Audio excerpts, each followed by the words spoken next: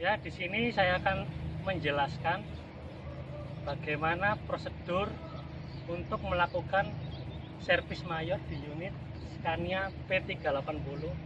Kebetulan di sini unitnya bukan unit untuk DT yang dilengkapi vessel, tapi unit Scania yang attachmentnya menggunakan kren. Jadi di sini kita Scania untuk kren truk ya. Sebelum kita melakukan servis, biasanya terlebih dahulu kita akan melakukan tilt kabin atau membuka kabin karena engine-nya berada di bawah kabin. Sebelum kita buka kabin, kita prepare.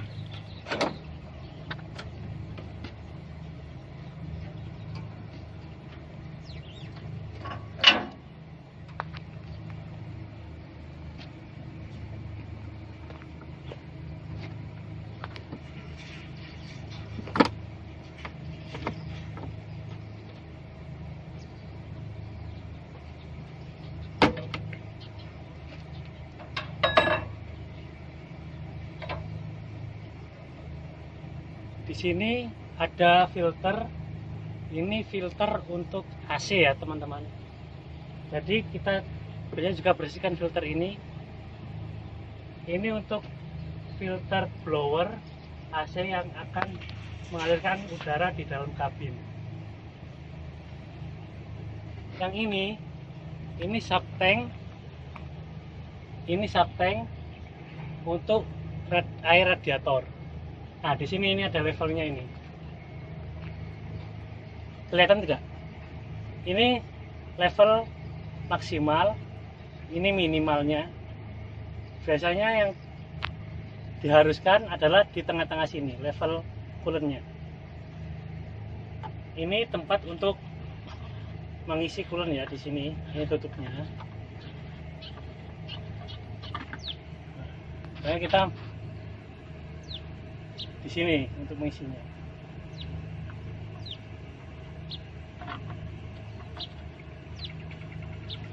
Untuk menambahkan coolant di Scania, jangan pernah menggunakan air. Kenapa jangan menggunakan air? Karena unit Scania tidak merekomendasikan untuk menambahkan air. Nah, di depan ini adalah reservoir tank untuk oli clutch.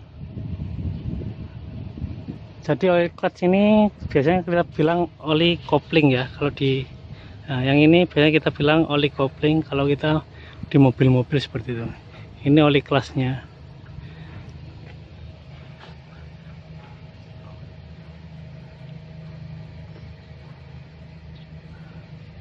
Ini levelnya.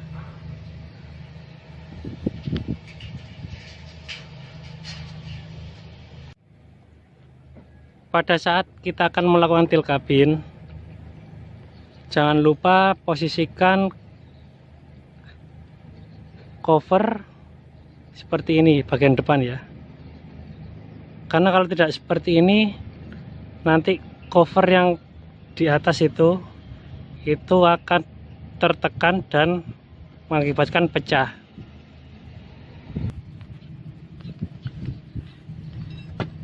Ini tempat kita untuk melakukan dongkrakan agar kabin bisa naik ya atau bisa tilt.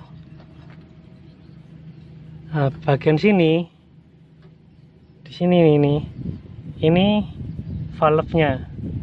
Ini valve untuk membuka untuk posisi naik atau akan menurunkan kabin. Ya, ini valve-nya.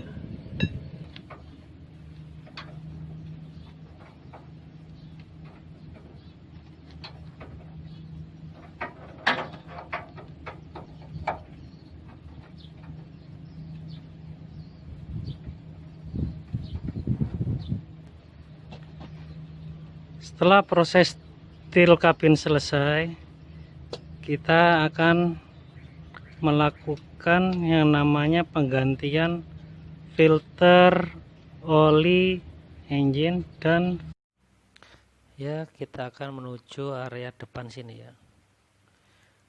Di depan sini ada dipstick level oli engine. Sekarang kita cek. Nah, ini tanda high level oli engine. Ini tanda low level oli engine. Oli engine sendiri diizinkan di antara high dan low di batas ini. Apabila level oli engine di bawah low atau di garis low, sebaiknya kita tambahkan oli engine agar olinya di rank atau di antara high dan low ya, atau di tengah-tengah high dan low. Di sini ada tempat pengisian oli engine-nya. Nah, kita akan buka capnya. Kita buka terlebih dahulu. Setelah terbuka, lalu kita isi oli engine melalui pipa ini. Sekarang kita tutup kembali ya.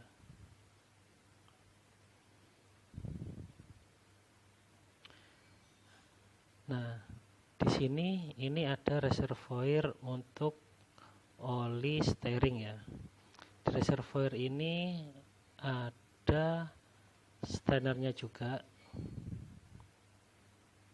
Pada saat servis 1000, kita akan mengecek strainer di dalam subtanknya. Sekarang kita cek olinya. Nah, di penutupnya sendiri ini ada dipsticknya. Dipsticknya ini ada tanda levelnya juga.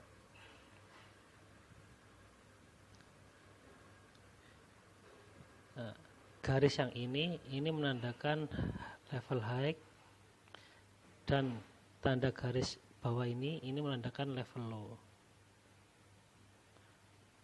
Oli yang diizinkan di batas antara high dan low.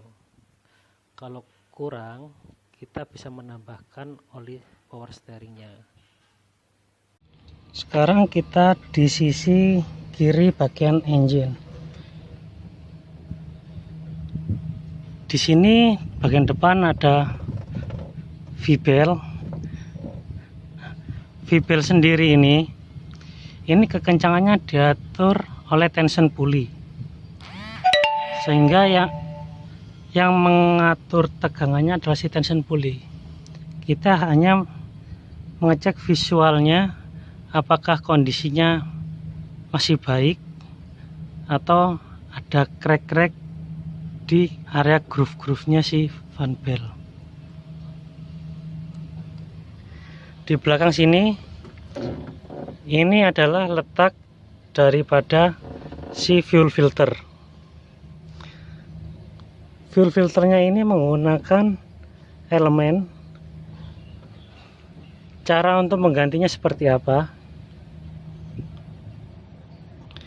Ini dari atas ini kita buka menggunakan kunci soket 36. Ini kita buka. Setelah kita buka, di dalamnya nanti ada elemennya, dan di cover ini sendiri ada o-ringnya. Setelah kita buka, elemen yang lama kita lepas, kita ganti dengan elemen baru, beserta dengan o-ringnya kita ganti baru. Terus di atas cover ini sudah ada keterangan kekencangan si cover ini berapa. Di sini tertera kekencangannya 25 Newton meter, atau kalau kita bikin kilogram ini sekitar 2,5 kilogram kalau kita menggunakan tokuren nantinya ya. Setelah kita ganti fuel filter elemennya, kita melakukan proses bleeding. Proses bleedingnya seperti apa? Di sini ini ada plug bleeding. Nah, plug ini kita lepas penutupnya, kita kendorin plugnya dengan kunci 17. Setelah kita kendorin daerah bawah sini, nah di sini ini ada feed pumpnya. Nah, kita pompa terus sebanyak 50 kali. Setelah kita pompa, kalau sudah tidak ada udara yang keluar melalui plug bleeding atau yang keluar hanya fuel saja, kita bisa mengakhiri yang namanya proses bleeding fuel tersebut. Setelah sudah selesai bleeding, kita kencangkan kembali plug bleedingnya, kita tutup seperti ini. Proses bleeding setelah selesai. Nah, di sini kita sudah ada di posisi bagian kanan engine. Di sini bagian kanan ada apa aja?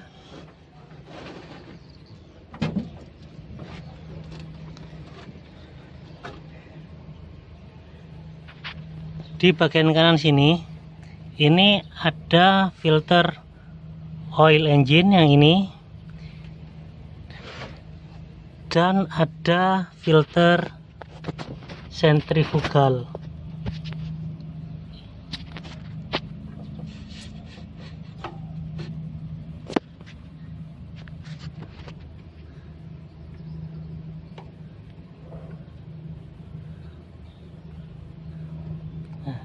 Ini namanya filter sentrifugal oil engine.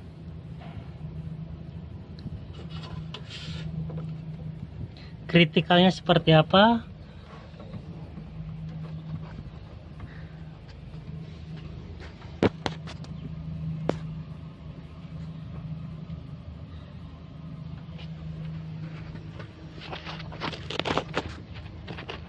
Kritikalnya seperti apa pada saat kita melakukan penggantian filter oli engine? Kritikalnya itu sebelum kita memasang, sebaiknya filter oli engine kita isi oli terlebih dahulu. Setelah diisi oli, baru kita pasang kembali filter olinya. Dan jangan lupa untuk memberikan pelumasan pada area o-ringnya atau karetnya yang bagian atas dari cartridge filter oli engine tersebut. Lalu critical point-nya untuk sentrifugal ini seperti apa? Ini critical point-nya pada saat kita melakukan pelepasan filter oil sentrifugal. Kita lepas baut 13 yang di atasnya tersebut. Kita lepas terlebih dahulu covernya. Setelah kita lepas covernya, baru akan terlihat sentrifugal oil filternya seperti apa. Nah, filter oil sentrifugal tersebut itu tidak boleh diragum pada saat melakukan proses disassembly. Kenapa tidak boleh diragum? Apabila kita ragum, nanti dikhawatirkan housingnya akan berubah bentuk sehingga putarannya tidak balance lagi. Apabila tidak balance putarannya, maka fungsinya tidak akan maksimal dan membuat si filter sentrifugal tersebut putarannya tidak akan balance kembali ya. Akibatnya nanti bisa terjadi kerusakan. Nah, di sini ada elemen air cleaner. Elemen air cleaner sendiri kita akan selalu membersihkan tiap kali melakukan periodic service. Air cleaner tersebut kita akan ganti isi inner dan outernya pada saat sudah melakukan 6 kali pembersihan. Kita akan melakukan penggantian inner race dan outer race-nya.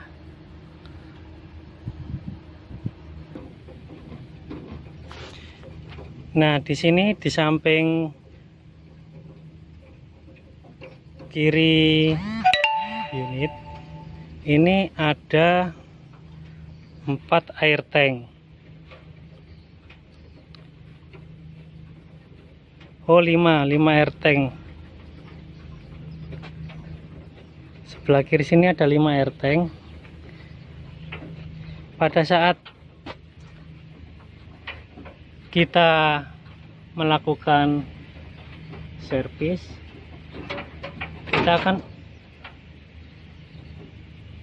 kita akan selalu melakukan pengecekan pada air tank. Pengecekan seperti apa?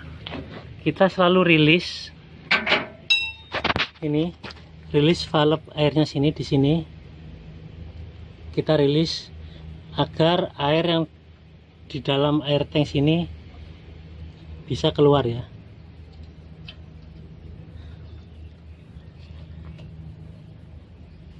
Semuanya kita lakukan ke 5 air tank ini, perlakuannya seperti itu semua. 1, 2, 3, 4, 5. Di sini ada switch baterai. Ini fungsinya untuk safety juga. Pada saat kita melakukan servis, alangkah baiknya switch baterai ini kita posisikan off, agar pada saat kita melakukan servis, apabila ada orang yang tidak berkepentingan masuk ke dalam area kabin, nanti yang dikhawatirkan dia akan menyalakan kunci kontaknya dan merunning engine. Ini switchnya. Nah, untuk bagian bawah unit, bagian depan sini, ini tempat untuk drain oli engine yang di sini. Dia menggunakan kunci L19 untuk melepas drain plug-nya. Ini ya drain plug-nya ya.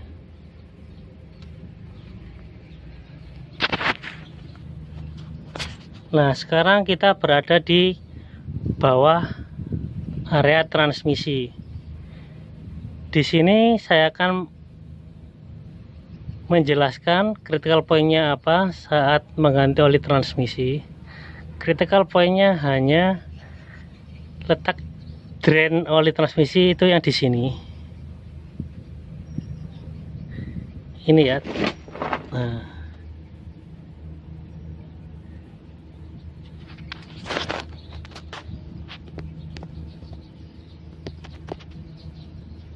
ini drain plug oli transmisinya.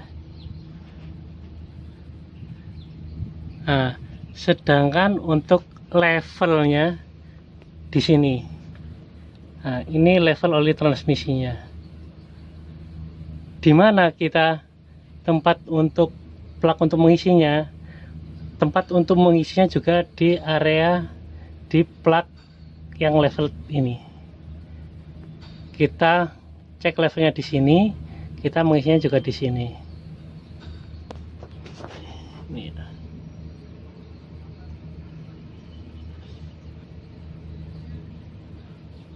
Oke.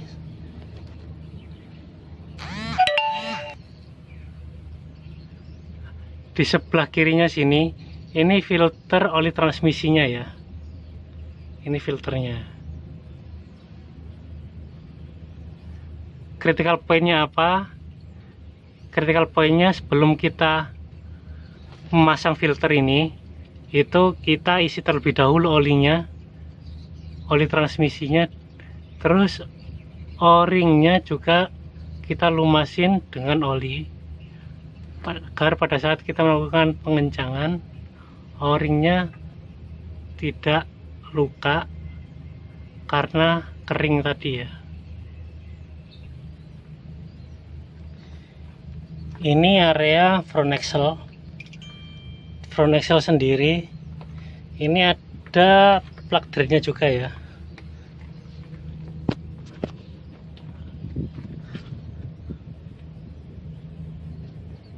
Nah, di bawah ini ada plug drainnya. Ini plug drainnya. Terus plug levelnya ini ada dua, samping kiri dan samping kanan.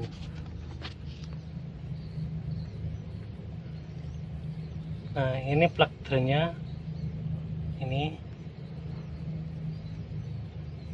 Ini sebelah kanan. Nah, dan itu plug drain untuk sebelah kiri, plug level untuk sebelah kiri.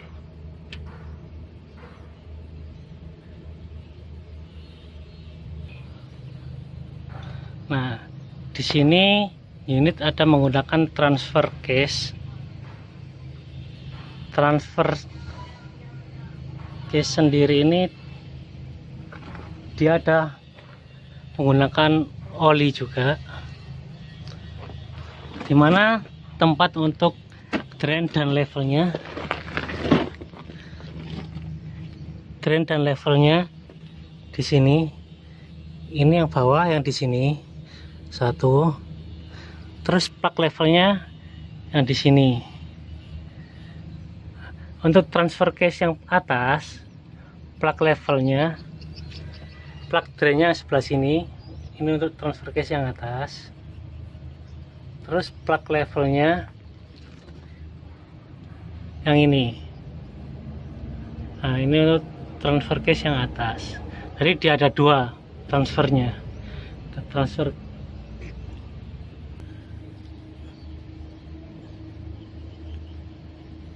untuk area paling belakang sendiri ini ada diferensial yang paling belakang, dilengkapi juga dengan filternya. Ini filter untuk diferensial, ini plug untuk level oli diferensialnya. Paling bawah sendiri ini plug untuk drain oli diferensial.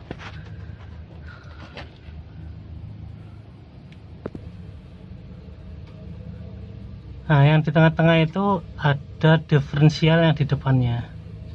Nah, diferensial yang di depan itu drain plugnya dengan plug level olinya katanya sama. Yang membedakan cuma yang depan tidak ada filter olinya saja.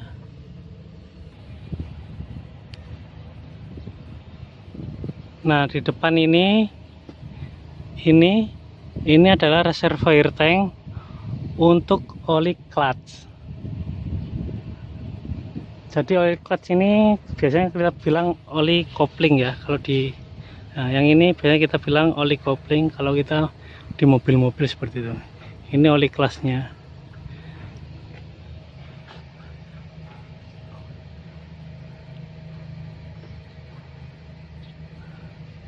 Ini levelnya.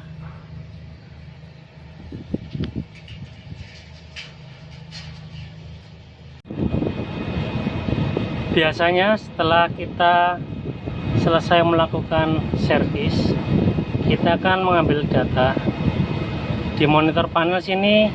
Di sini ada data kilometernya ya.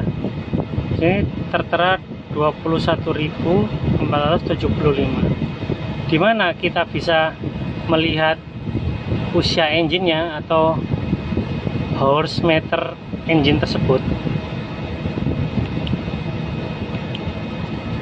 Di sini, nah, di steering wheel ini ada switch-nya, switch bawah, atas, kiri dan kanan. Nah,